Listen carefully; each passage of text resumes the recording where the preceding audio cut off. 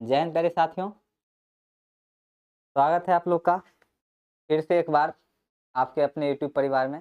तो आज हम लोग कक्षा 9वीं का जो टेस्ट लिया गया था उसका आज हम लोग आंसर की देखने वाले हैं। ठीक है, तो चलिए देखते हैं आंसर की, शुरू करते हैं हम लोग। सबसे पहले जो प्रथम प्रश्न है उस प्रश्न की ओर हम लोग बढ़ें। तो प्रश्न है जो पहला,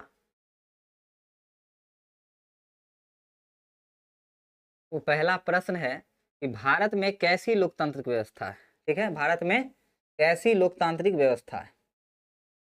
तो हम लोग जब देखते हैं कि भारत में अप्रत्यक्ष लोकतांत्रिक व्यवस्था है। कैसे अप्रत्यक्ष है? तो जब अगर अप्रत्यक्ष लोग, जब आप लोकतंत्र के प्रकार पढ़ेंगे तो वहां लोकतंत्र दो प्रकार के, प्रत्यक्ष और अप्रत्यक्ष होता है।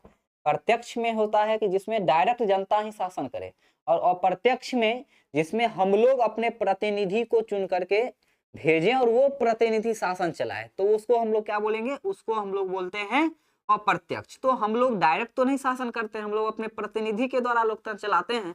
तो भारत में कैसी लोकतांत्रिक व्यवस्था है? अप्रत्यक्ष है। फिर बोला निम्नलिखित में कौन परिमेय संख्या है? तो भाई ये परिमेय है ही नहीं, ये भी परिमेय नहीं है, ये भी परिमेय नहीं है। बाद बाकी रह गया √4।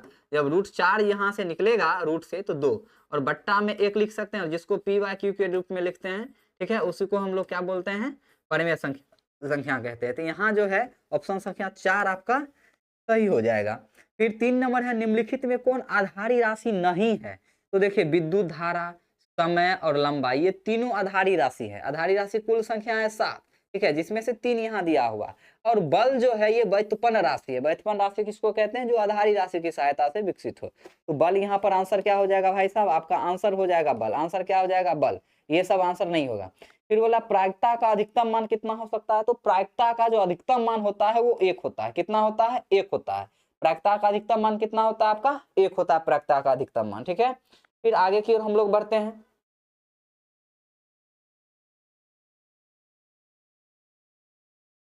आगे की ओर हम लोग बढ़े और उसमें जो है क्वेश्चन, वो क्वेश्चन कह रहा है कि त्रिभुज की भुजाएं क्रमशः इतना इतना हो तो त्रिभुज का क्षेत्रफल आप लोग निकालिए। यानी कहने का अर्थ है कि एक त्रिभुज है जिसकी भुजाएं दी हुई है आपको। ठीक है, जिसकी भुजाएं क्या है? दी हुई है। तो आप जानते हैं जब इस टाइप से त्रिभुज रहता है तो आप लोग हीरोन का सूत्र पढ़े होंगे। किसका? हीरोन का फॉर्मूला पढ़े होंगे। तो हीरोन सूत्र कहता क्या है कि पहले त्रिभुज के क्षेत्रफल निकालने से पहले एस निकालना है। एस कहने का अर्थ है अर्ध परिमिति। तो अर्ध परिमिति क्या होता है कि भुजाओं का योग, यानी ए बी सी और बट्टा 2 सब भुजाओं को जोड़ देंगे। जब जोड़ेंगे सब भुजाओं को और 2 से भाग देंगे तो 5 5 10 4 14 अब बट्टा 2 बराबर 7। तो एस का मान कितना आ गया अपना लोग का? एस का मान आ गया 7। फिर बोल रहा है सूत्र इसका क्या होता है हीरोन का? तो वो सूत्र होता है √S इंटू एस माइनस ए, एस माइनस बी और एस माइनस सी। ये होता है सूत्र हीरोन का। तो एस का मान कितना आया है मेरे पास? सर 7 आया है। एस का मान 7 यहाँ रखेंगे। फिर 7 माइनस 5, ठीक है, फिर गुना, फिर 7 माइनस 4 और फिर गुना का चिन्ह और फिर 7 माइनस 5। जब इस सब को निकालिए आप रूट से, जब निकालेंगे तो ये 7 हो जाएगा, ये 2 हो जाएगा, ये 3 हो जाएगा और ये 2 हो जाएगा। तो 2 में से 1 2 निकल जाएगा और इधर 7 यहाँ 21, यानी 2√21 सेंटीमीटर स्क्वायर आपका आंसर हो जाएगा। आंसर देखेंगे कहाँ लगा हुआ है? 2√21 सेंटीमीटर स्क्वायर यहाँ पर छूट गया है, स्क्वायर आप लोग लगा देंगे तो 2√21 सेंटीमीटर स्क्वायर हो जाएगा। 5 का क्या हो जाएगा आंसर? ये हो जाएगा। फिर बोल रहा है कि चक्रीय चतुर्भुज के सम्मुख कोनों में किसी भी युग्म का योगफल कितना होता है? तो एक चक्रीय चतुर्भुज हम लोग ले लेते हैं, ठीक है, और इसके सम्मुख कोण, ये कोण और ये कोण, ठीक है, इसके दोनों का योग। ठीक है, तो चक्रीय चतुर्भुज का एगो कोण 90 डिग्री, एगो कोण 90 डिग्री, जब दोनों को जोड़ देंगे तो 180 डिग्री। ठीक है, और आपको पता होना चाहिए ये जो देख रहे हैं इस टाइप से यहाँ पर बोल दिया गया होगा क्लास में कि इसका मतलब है पाई। ठीक है, इसका क्या मतलब है? पाई। और जब हम देखते हैं तो ये दोनों कैंसिल, 2 से 2 कैंसिल हो जाता है और पाई का मान रेडियन में 180 डिग्री होता है। तो आंसर क्या हो जाएगा? 6 का आंसर हो जाएगा ए। ठीक है, 5 का आंसर ए और 6 का भी आंसर ए। फिर है कि बेलन के क्षेत्र, बेलन का आयतन, यहाँ पर ये मिसप्रिंट है। फिर बेलन के आयतन क्या होता है? यहाँ पर बेलन के आयतन का क्षेत्रफल दिया है क्वेश्चन में, यहाँ ये इसको काट देंगे। ठीक है, बेलन का आयतन क्या होता है? तो पाई आर स्क्वायर एच होता है। बेलन का क्या आयतन होता है? पाई आर स्क्वायर। जहां इस टाइप से देखेंगे लकीर तो समझेंगे पाई है। ठीक है, तो बेलन का आयतन क्या होता है? पाई आर स्क्वायर एच होता है, ये बेलन का आयतन होता है। फिर बोल रहा है कि अर्धवृत्त, अर्धवृत्त पर बना कोण क्या होता है, तो अर्धवृत्त पर जब भी कोण बनता है तो वो कोण बनता है आपका समकोण। ठीक है, वो कौन सा कोण बनता है, तो अर्धवृत्त पर बना कोण क्या हो जाएगा आपका समकोण। तो समकोण कहने का मतलब 90 डिग्री, तो 90 डिग्री चुनेंगे तो फिर देखिए यहाँ पाई बट्टा 2 दिया हुआ है, जब इसको काट देंगे, चूंकि पाई का मान 180 अभी जस्ट बोले हैं, जब 2 से इसको काट देंगे तो कितना हो जाएगा 90 आ जाएगा। तो आंसर क्या हो जाएगा 8 का, आंसर 8 का हो जाएगा सी। 9 नंबर है कि त्रिभुज पी क्यू आर में पी बराबर इतना, क्यू बराबर इतना, आर बराबर इतना, तो एक्स का मान निकालिए। तो हम जानते हैं त्रिभुज के तीनों कोणों का योग कितना होता है 180 डिग्री, कितना होता है 180 डिग्री। तो सभी कोण यहाँ दिए हुए हैं तो रख देंगे हम। पी का कितना दिया हुआ है x minus 15 plus 2x plus 30, ठीक है, फिर प्लस कितना दिया है इधर x प्लस 45, x प्लस 45 बराबर 180 डिग्री। तो सबको जोड़िए इधर, ठीक है, सबको यहाँ पे हम लोग जोड़ करके देखेंगे। x माइनस ये 15 है, ठीक है, तो यानी यहाँ पर देखिए एगो x एगो x एगो x, एक यहाँ 2 3 1 4x, उसके बाद देखिए माइनस 15 प्लस 30 और प्लस 45 बराबर 180 डिग्री। ठीक है, ये 45 है, तो आप देखेंगे यहाँ पर 4x और ये घटेगा तो ये प्लस 15 और प्लस 45 बराबर 180 डिग्री, फिर 4x। ठीक है, जब उधर जाएंगे घटाएंगे सबको, ये दोनों को पहले यहीं पर जोड़ देना है। ठीक है, जोड़ देना है, तो 5 5 10, 4 1 5 1 6, तो 4x बराबर आ गया आपका 120 डिग्री। तो x का मान हो जाएगा 120 बटा 4 यानी 4 तिहाई 12 यानी 30 डिग्री। कितना हो जाएगा 30 डिग्री। तो 9 का ए, 9 का उत्तर क्या हो जाएगा आपका ए हो जाएगा। 9 का उत्तर क्या होगा ए होगा, समझ लीजिए 9 का उत्तर देख लीजिए कैसे। ठीक है, फिर आगे की ओर हम लोग बढ़े। क्वेश्चन संख्या जो 10 है, 10 क्या कहता है वो देखेंगे। 10 कह रहा है क्या कि C6H12O6 का आणविक द्रव्यमान क्या होगा। तो आप लोग द्रव्यमान निकालना जानते होंगे, ठीक है, नहीं तो यहाँ सीख लीजिए। पहले हम लोग देखेंगे 6 गुना मतलब कार्बन गुना 6 प्लस, ठीक है, प्लस का साइन देंगे, हाइड्रोजन गुना 12 हाइड्रोजन तो 12 गो और प्लस ऑक्सीजन गुना 6। ठीक है, फिर अब देखिए कार्बन का परमाणु संख्या 6 होता है, कितना होता है 6, और परमाणु संख्या कितना होता है 6, और द्रव्यमान संख्या कितना होता है लगभग में 12, लगभग में कितना होता है तो 12। तो डायरेक्ट चूंकि द्रव्यमान पूछा है तो 12 गुना 6 कर देंगे। फिर हाइड्रोजन का परमाणु संख्या भी 1, द्रव्यमान संख्या भी 1, इसको बेचारा को ज्यों का त्यों हम लोग लिख देंगे। और ऑक्सीजन का परमाणु संख्या 8 और द्रव्यमान संख्या 16, तो 16 यहाँ लिख देंगे, 16 गुना 6, तो ये हो जाएगा 12 छके 72, 12 और 16 छके 96, तो कितना हो जाएगा 6 4 10 और इधर 9 1 10 17 1 18, 180। क्या हो जाएगा इसका आंसर 10 का हो जाएगा 180। ठीक है, फिर आगे हम लोग देखते हैं, आगे की ओर हम लोग देखें।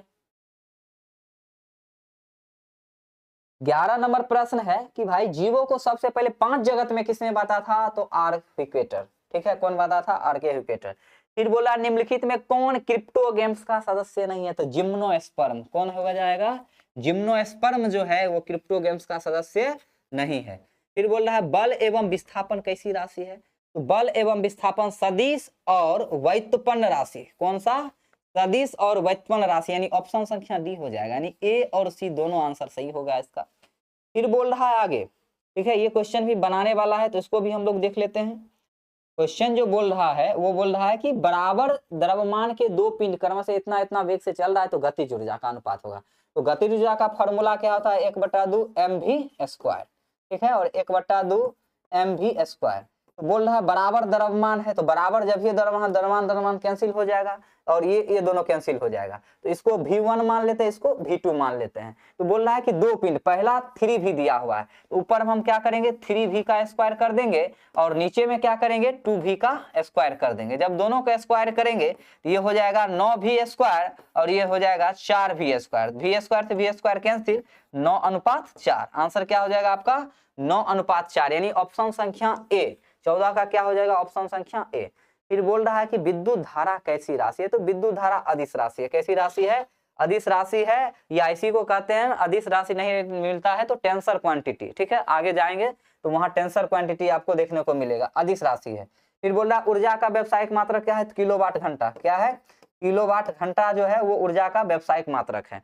फिर ये 17 नंबर बनाने वाला आ गया है कि ध्वनि तरंग की आवृत्ति 20 हर्ट्ज है तो उसका आवर्तकाल कितना होगा। तो उसका आवर्तकाल बराबर होता है, आवर्तकाल बराबर 1 बट्टा होता है आवृत्ति। क्या होता है? 1 बट्टा आवृत्ति होता है आवर्तकाल बराबर।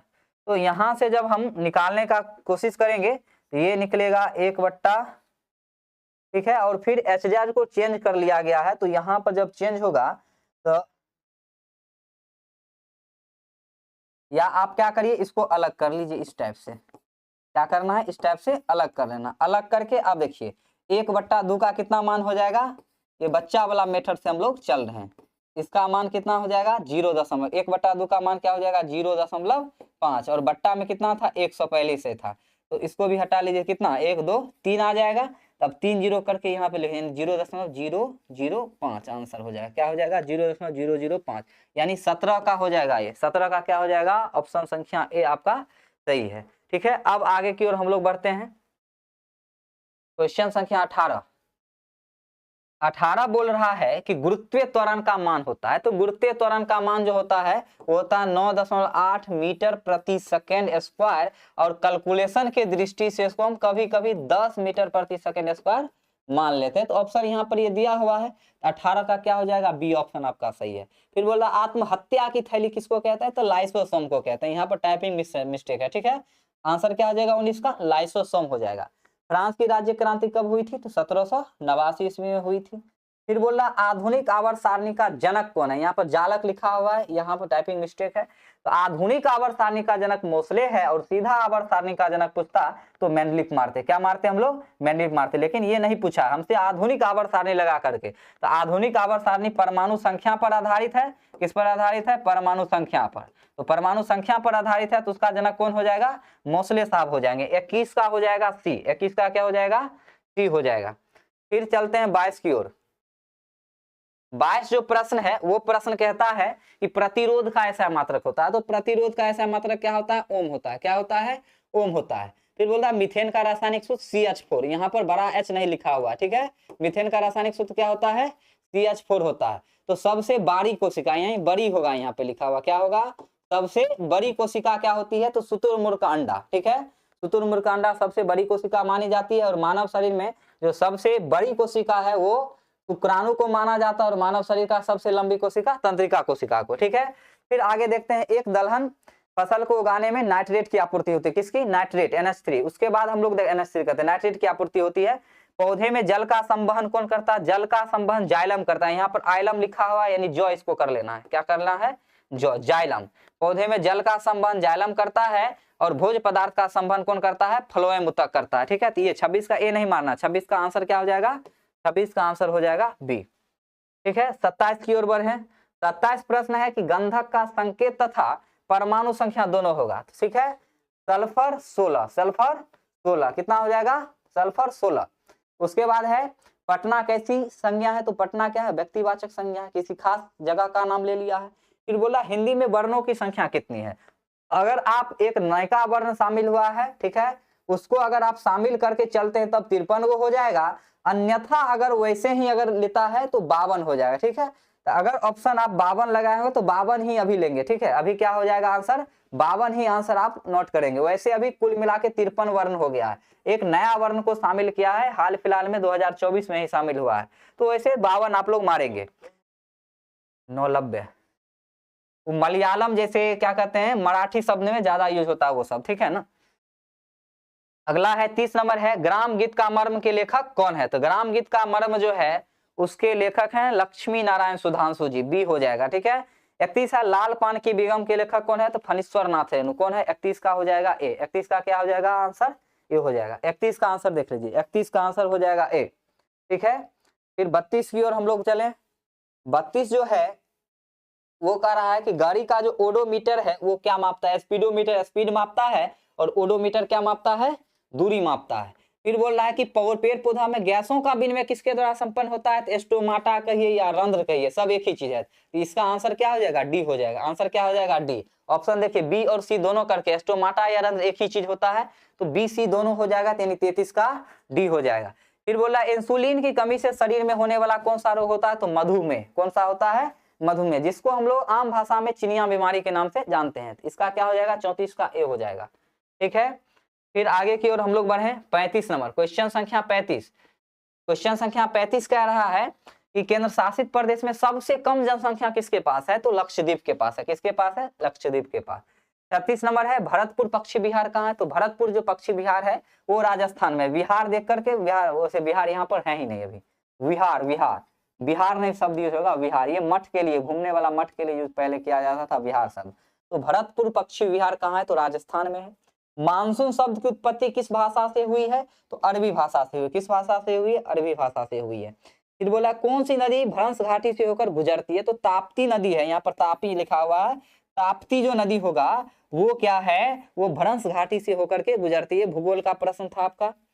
आगे की ओर फिर चलिए, प्रश्न संख्या 39 कह रहा है कि लोनार झील कहाँ है, तो महाराष्ट्र में। कहाँ है लोनार झील, महाराष्ट्र में। कह रहा है हिमालय भारत के किस भाग में, तो उत्तर भाग में।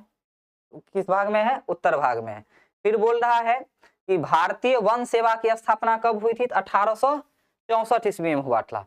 फिर उसके बाद है हिटलर कहाँ का तानाशाह था, तो जर्मनी का तानाशाह था। ठीक है, ये सब आसान क्वेश्चन है। फिर आगे बढ़ते हैं हम लोग, क्वेश्चन संख्या 43 है कि जो प्रथम विश्व युद्ध हुआ था ये कब शुरू हुआ था, तो प्रथम विश्व युद्ध 1914 से शुरू हुआ था। 28 जुलाई 1914 से शुरू हुआ था और 1918 ईस्वी तक चला था। ठीक है, तो इसका आंसर क्या हो जाएगा, बी हो जाएगा। ठीक है, उसके बाद है राष्ट्रपति निर्वाचन, राष्ट्रीय निर्वाचन आयोग की नियुक्ति कौन करता है, तो राष्ट्रपति जी करते हैं। कौन करते हैं, राष्ट्रपति महोदय। 45 का है कि भारत का संविधान कब लागू हुआ था, तो भारत का जो संविधान लागू हुआ था वो हुआ था 25 जनवरी 1950 को। कब लागू हुआ था, 25 जनवरी 1950 को। इसमें ऑप्शन है ही नहीं। ठीक है, इसका ऑप्शन नन ऑफ दीज हो जाएगा। उसके बाद हम लोग चलते हैं फिर आगे।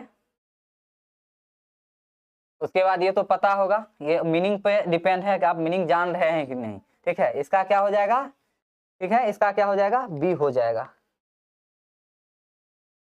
उसके बाद है कितना, 46 तक हम लोग चल गए हैं। अब जो है क्वेश्चन संख्या है 47, इसका भी नन ऑफ दीज हो जाएगा। 47 का क्या हो जाएगा, नन ऑफ दीज हो जाएगा। इंडिया लीग की स्थापना शिशिर कुमार घोष ने किया था। ठीक है, 1875 ईस्वी में। ये ऑप्शन है ही नहीं, तो क्या हो जाएगा, डी। उसके बाद है निम्नलिखित में कौन ऊर्ध्वपातज पदार्थ है, तो ऊर्ध्वपातज पदार्थ जो ठोस से सीधा गैस में बदल जाए, कपूर है। पदार्थ की मुख्यतः कितनी अवस्थाएं हैं, तो भाई साहब 3 अवस्थाएं। ठीक है, और उसके बाद मनुष्य में गुणसूत्र की संख्या कितनी है, तो 46। ये आपका था 9th का आंसर की। ठीक है, तो चलिए इसी तरह से देखिए, जब एग्जाम नजदीक होगा तो सभी आदमी पढ़ना, मतलब पढ़ने के लिए दौड़ता है, तो क्यों ना हम लोग शुरू से ही तैयारी करने के लिए भिड़ें, जो आगे जा करके हमें तरसना ना पड़े, भटकना ना पड़े। ठीक है, तो अगर आप तैयारी करना अच्छे तरीके से चाहते हैं तो हमारे साथ जुड़ें, और जुड़ करके आपके जर्नी में हम लोग सहयोग देंगे, साथ देंगे और आपको नैया पार करवाएंगे। ठीक है, जय हिंद, मिलते हैं अगली कक्षा में आप लोग से।